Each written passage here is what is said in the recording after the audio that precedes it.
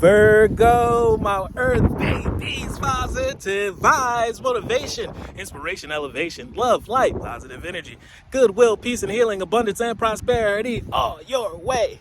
Please like, share, comment, and subscribe. If this page has been a blessing to you, check out my LinkTree. Link is in the bio. I do have some special treats there for you. Your word of the day is inner work. It's time to dig deep. It's time to do that work to qualify to go where you're going, because you're going to higher levels, higher heights, more responsibility. But you know, when much is given, much is expected. So make sure that you guys are doing what's needed, taking the right energies to the next level, because that's the only way you'll be able to sustain your blessings, by leveling up and making sure that you qualify what you do, but dig deep, do a little bit more work, a little bit more chiseling. You know what we need. God brings ideal situations for my inner healing.